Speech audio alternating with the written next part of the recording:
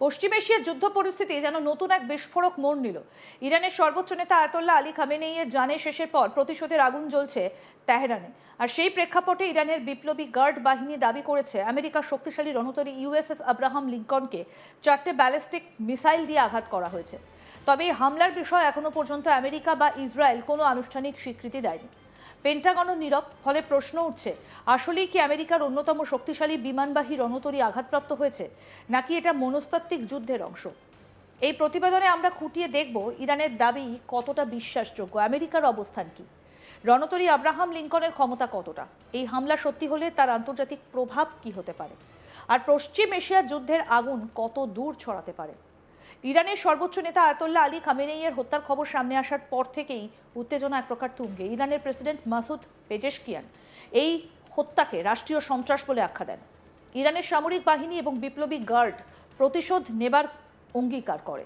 তাদের ভাষায় রক্তের বদলা রক্ত। এই আবেগপূর্ণ পরিস্থিতির মধ্যে রবিবার ইরানের বিপ্লবী গার্ড ঘোষণা করে তারা উপসাগরে অবস্থানরত আমেরিকার বিমানবাহী রণতরী আব্রাহাম লিঙ্কনকে লক্ষ্য করে 4টে ব্যালিস্টিক মিসাইল ছুড়েছে এবং সেগুলো লক্ষ্য ভেদ করেছে। ইরানের বিপ্লবী গার্ডের তরফে সরকারি বিবৃতিতে বলা হয়েছে, আমেরিকার বিমানবাহী রণতরী আব্রাহাম লিঙ্কন 4টে ব্যালিস্টিক মিসাইলের আঘাতে ক্ষতিগ্রস্ত হয়েছে। তারা আরও হুঁশিয়ারি দেয়, ভূমি এবং সমুদ্র সন্ত্রাসী আগ্রাসীদের কবরস্থানে পরিণত হবে। এই বক্তব্য থেকে স্পষ্ট, ইরান কেবলমাত্র প্রতিশোধী নয়, বরং আমেরিকা এবং তার মিত্রদের বিরুদ্ধে দীর্ঘমেয়াদী সংঘর্ষের ইঙ্গিত দিচ্ছে। এবার আপনাদের দেখাবো রণতরী আব্রাহাম লিঙ্কন কতটা শক্তিশালী। ইউএসএস আব্রাহাম লিঙ্কন আমেরিকার নৌবাহিনীর নিমিটজ শ্রেণীর একটা পারমাণবিক চালিত বিমানবাহী রণতরী। দৈর্ঘ্য প্রায় 1092 ফুট, 90টারও বেশি যুদ্ধবিমান বহন করতে সক্ষম, পারমাণবিক রিয়্যাক্টর চালিত। শক্তিশালী মিসাইল প্রতিরক্ষা ব্যবস্থা রয়েছে এতে। এমন একটা রণতরীকে সরাসরি ব্যালিস্টিক মিসাইল দিয়ে আঘাত করা সহজ নয়। সাধারণত এই ধরনের রণতরীর চারপাশে ডেস্ট্রয়ার, সাবমেরিন এবং এয়ার ডিফেন্স সিস্টেমের সুরক্ষা থাকে। তাই প্রশ্ন, 4টে মিসাইল সত্যি লক্ষ্যভেদ করলে তা বিশ্ব সামরিক ইতিহাসে বড় ঘটনা হবে।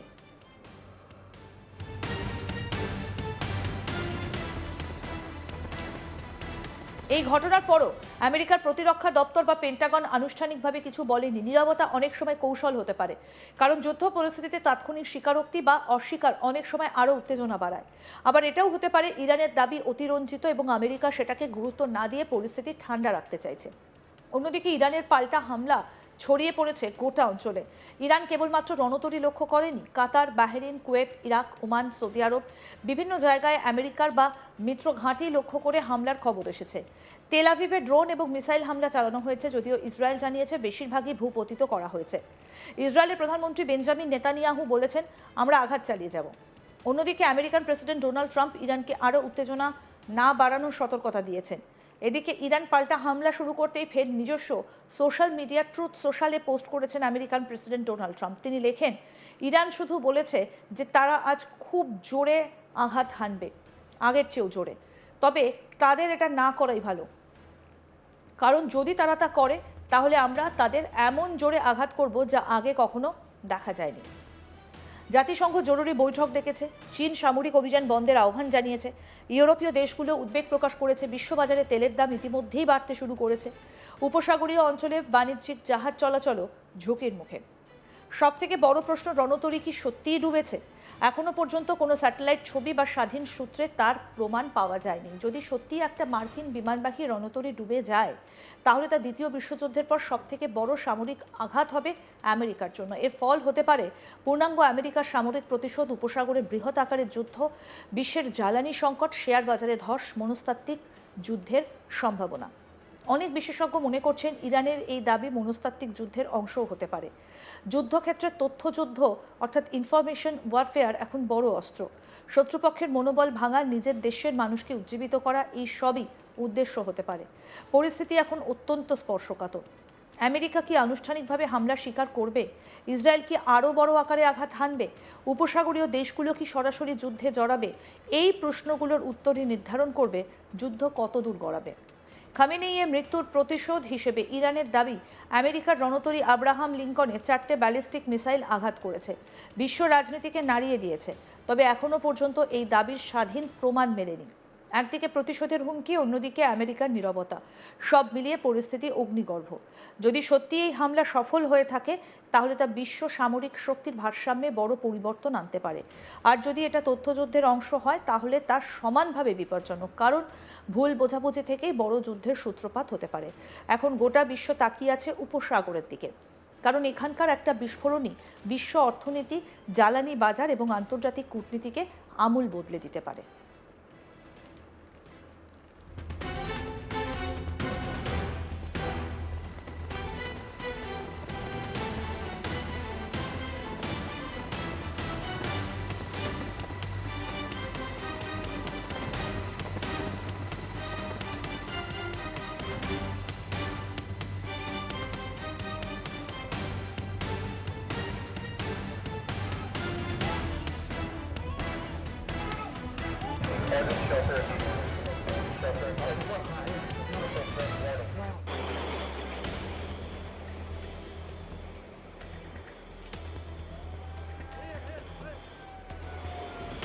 পশ্চিম এশিয়ার যুদ্ধ পরিস্থিতি যেন নতুন এক বিস্ফোরক মোড় নিল। ইরানের সর্বোচ্চ নেতা আয়াতুল্লাহ আলী খামেনেইয়ের জানের শেষের পর প্রতিশোধের আগুনে জ্বলছে এখন তেহরান।